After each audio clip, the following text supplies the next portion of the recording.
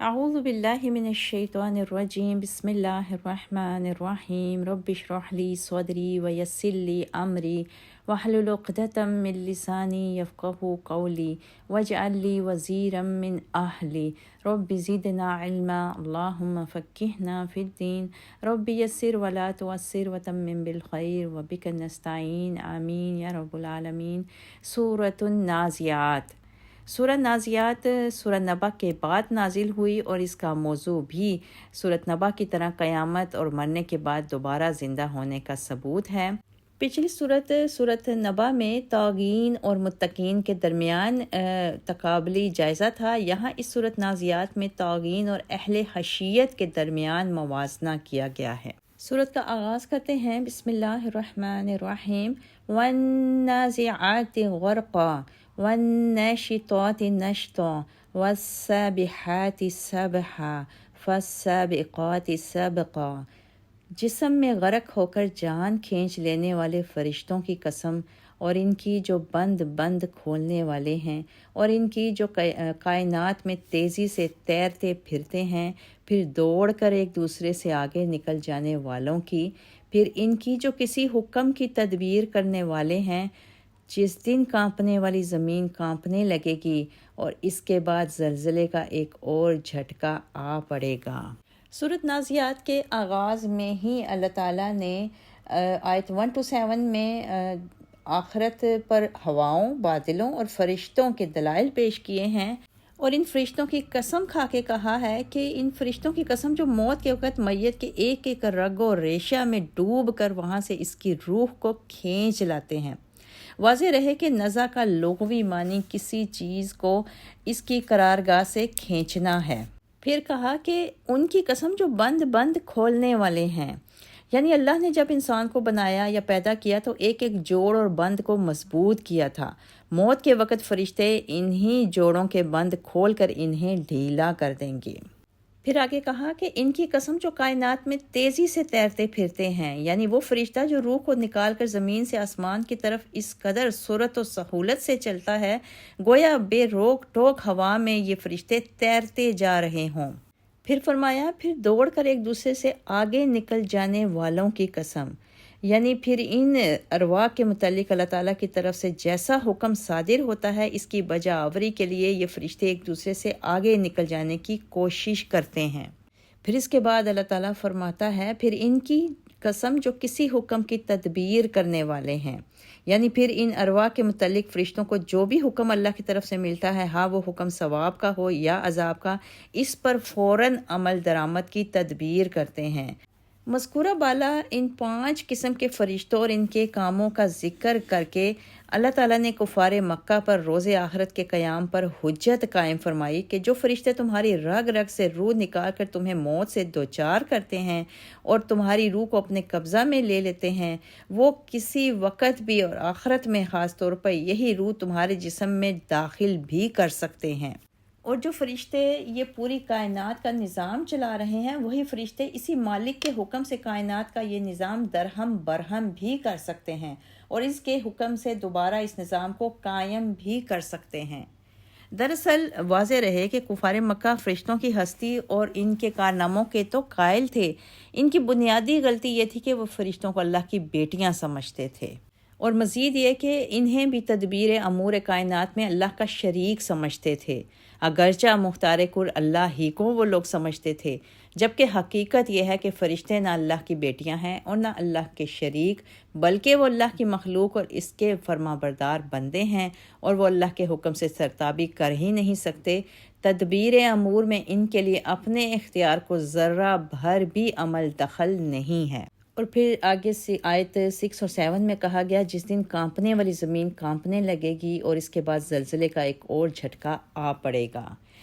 ایک تو یہ کہ نفخہ سور اول کے وقت زمین کانپنے لگے گی، پھر اسے لگاتار زلزلہ کے مزید جھٹکے پڑنے لگیں گے، پھر اس کے بعد جب دوسری بار سور پھونکا جائے گا تو تمام مرے ہوئے لوگ زندہ ہو کر قبروں سے باہر نکل آئیں گے۔ آیت 8 قلوب یومئذ واجفہ، دل اس دن کانپ رہے ہوں گے اور ان کی آنکھیں سہمی ہوئی ہوں گی۔ وہ یعنی کفار مکہ کہتے ہیں کہ ہم پہلی حالت میں لوٹائے جائیں گے جبکہ ہم وہ سیدھا ہڈیاں بن چکے ہوں گے۔ کہتے ہیں یہ واپسی تو بڑے گھاٹے کی بات ہوگی، وہ بس ایک گرجدار آواز ہی ہوگی، پھر وہ یکدم ایک میدان میں موجود ہوں گے۔ اب ان آیات میں اللہ تعالیٰ نے 8 تا 14 میں اپنی قدرت اور انسانی بے بسی کے ذریعے آخرت پر دلائل پیش کیے ہیں اور کہا ہے کہ الحافرہ، حافرہ حفر سے ہے یعنی گڑھا کھودنا، اور حفرہ گڑھا بھی اور قبر بھی دونوں کہا جا سکتا ہے، اور اس کے علاوہ اس کا مطلب یہ بھی ہے کہ کھودی ہوئی زمین اور ابتدائی حالت، یعنی جہاں سے انسان چلا تھا وہیں واپس چلا جائے گا۔ بقول شاعر پہنچی وہیں پہ خاک جہاں کا خمیر تھا، یعنی کفار مکہ یہ کہتے تھے کہ ہم قبر کے گھڑے میں پہنچ کر کیا پھر الٹے پاؤں زندگی کی طرف واپس کیے جائیں گے؟ ہماری گلی سڑی ہڈیوں میں دوبارہ جان پڑ جائے، یہ بات ہماری سمجھ میں ہی نہیں آتی۔ قرآن میں متعدد مقامات پر مذکور ہے کہ جو لوگ قیامت پر یقین نہیں رکھتے وہ اس دن بڑے خسارے میں رہیں گے۔ کافر ایسی ہی آیات کا مذاق اڑاتے تھے اور کہتے تھے اگر واقعی ہمیں دوبارہ زندہ کیا گیا تو پھر تو ہم مارے گئے، اور دوسرا مطلب یہ بھی ہو سکتا ہے کہ اگر ہمیں دوبارہ زندہ کر کے اس دنیا میں بھیجا گیا تو ہماری زمین اور مکانوں کے تو کئی وارث بن چکے ہوں گے، ایک ایک کر کے جائیداد کے کئی مدعی ہوں گے اور جھگڑے ہی پڑے رہیں گے، اس لحاظ سے تو یہ بڑے گھاٹے کا سودا ہوگا۔ اِنَّ لَمَرْدُودُونَ فِی الْحَافِرَةِ، کہتے ہیں یہ واپسی تو بڑے گھاٹے کی بات ہوگی۔ اور اس کے بعد آیت 14 میں کہا گیا فَإِذَا هُمْ بِالسَّاحِرَةِ، پھر وہ یکدم ایک میدان میں موجود ہوں گے، یعنی جس کام کو یہ کافر خلاف عقل اور ناممکن العمل سمجھ رہے ہیں، اس کی حقیقت صرف اتنی ہے کہ جب دوسری بار سور پھونکا جائے گا یا ڈانٹ پلائی جائے گی تو اس وقت سب اگلے پچھلے لوگ بلا توقف میدان حشر کی طرف اکٹھے ہونا شروع ہو جائیں گے۔ آیت 15 هل اتاک حدیث موسیٰ، کیا آپ کو موسیٰ کی خبر پہنچی ہے جب طویٰ کی مقدس وادی میں انہیں ان کے پروردگار نے پکارا تھا کہ فرعون کے پاس جاؤ وہ سرکش ہو گیا ہے، پھر اسے کہو کیا تیرے لیے ممکن ہے کہ پاکیزگی اختیار کرے اور میں تجھے تیرے پروردگار کی راہ دکھاؤں اور تو ڈر جائے۔ چنانچہ موسیٰ نے اسے بہت بڑی نشانی دکھائی مگر اس نے اسے جھٹلا دیا اور بات نہ مانی، پھر لوٹ گیا اور تدبیریں کرنے لگا۔ اس نے لوگوں کو اکٹھا کیا اور پکارا، کہنے لگا میں ہی تمہارا سب سے بڑا رب ہوں۔ چنانچہ اللہ نے اسے آخرت و دنیا کے عذاب میں پکڑ لیا۔ اس واقعہ میں سامان عبرت ہے اس شخص کے لیے جو اللہ کی گرفت سے ڈرتا ہے۔ آیات 15 سے 26 تک اللہ تعالیٰ نے آخرت پر ہلاکت فرعون کے ذریعے دلیل پیش کی ہے۔ حقیقت میں تاریخ کے اس واقعے سے قانون جزا و سزا کو ثابت کیا گیا ہے۔ حضرت موسیٰ علیہ السلام اور طاغون یعنی فرعون کا قصہ مختصراً بیان کر کے لوگوں کو خبردار کیا ہے کہ اپنا تزکیہ کر لو، خشیت اختیار کرو، رسول کو جھٹلانے اور اس کی ہدایت اور رہنمائی کو رد کرنے اور اپنی جال بازیوں سے اس کو شکست دینے کی کوشش کا جو انجام فرعون دیکھ چکا ہے اس سے عبرت حاصل کر کے اس روش سے باز آ جاؤ، ورنہ تمہارا بھی وہی انجام ہوگا۔ ان فی ذلک لعبرۃ لمن یخشی، ہر اس شخص کے لیے جو خشیت اختیار کرے اور ڈرے، در حقیقت اس واقعے میں ان سب کے لیے بڑی عبرت ہے۔ آیت 27 اَأَنتُمْ أَشَدُّ خَلْقًا أَمِ السَّمَاءُ بَنَاهَا، کیا تمہیں پیدا کرنا مشکل کام ہے یا آسمان کو جسے اس نے بنایا، اس کی چھت کو بلند کیا، پھر اس میں توازن قائم کیا اور اس کی رات کو تاریک کر دیا اور دن کو دھوپ نکالی اور اس کے بعد زمین کو بچھا دیا جس سے اس کا پانی اور چارہ نکالا اور پہاڑوں کو خوب جما دیا، یہ سب کچھ تمہارے اور تمہارے چوپایوں کے لیے سامان زندگی ہے۔ آیت 27 سے 33 تک اللہ تعالیٰ نے آخرت کے لیے اپنی نشانیوں کے ذریعے ایک عقلی دلائل پیش کیے ہیں، اور مختصراً طور پر پیچھے قصہ فرعون بیان کرنے کے بعد پھر اب اصل مضمون یعنی عقیدہ آخرت کی طرف رجوع کرتے ہوئے کافروں سے سوال کیا جا رہا ہے کہ کیا اس کائنات کو وجود میں لانا زیادہ مشکل کام ہے یا تمہیں پہلی بار یا دوسری بار پیدا کرنا۔ آیت 34 فَإِذَا جَاءَتِ الطَّامَّةُ الْكُبْرَى، پھر جب وہ عظیم آفت آ جائے گی تو اس دن انسان یاد کرے گا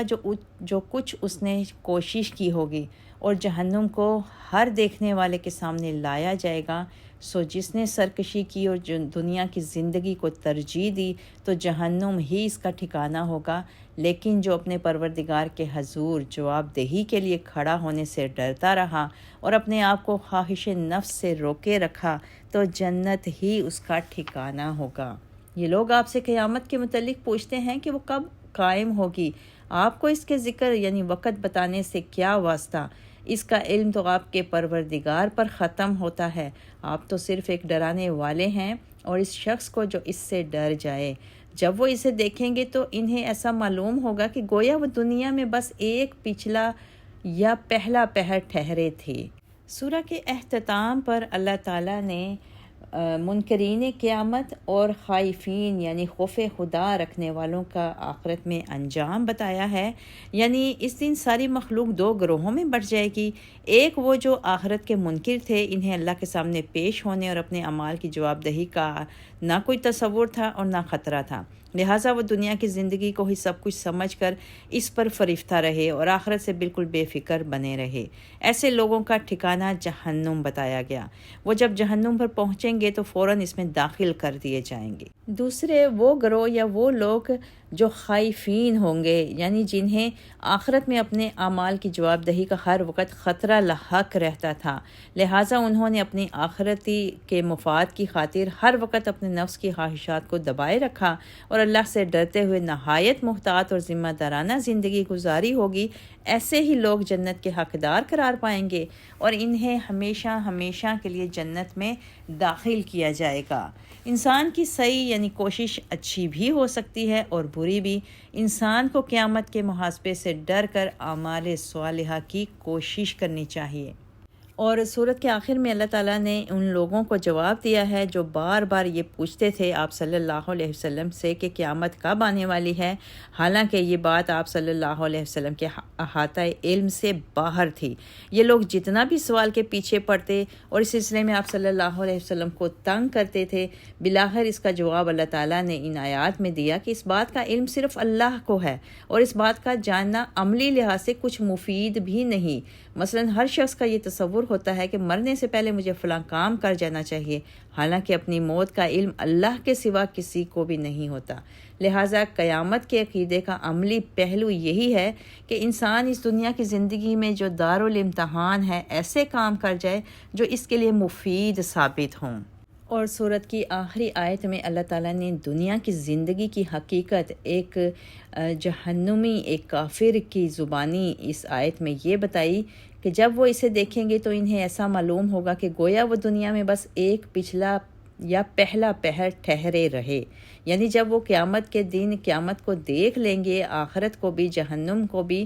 تو پھر وہ یہی سمجھیں گے کہ ان کی دنیا کی زندگی تو پورا ایک دن بھی نہ تھی، کاش یہ تھوڑی سی مدت ہم اللہ تعالیٰ کی فرما برداری میں ہی گزار کر یہاں آتے۔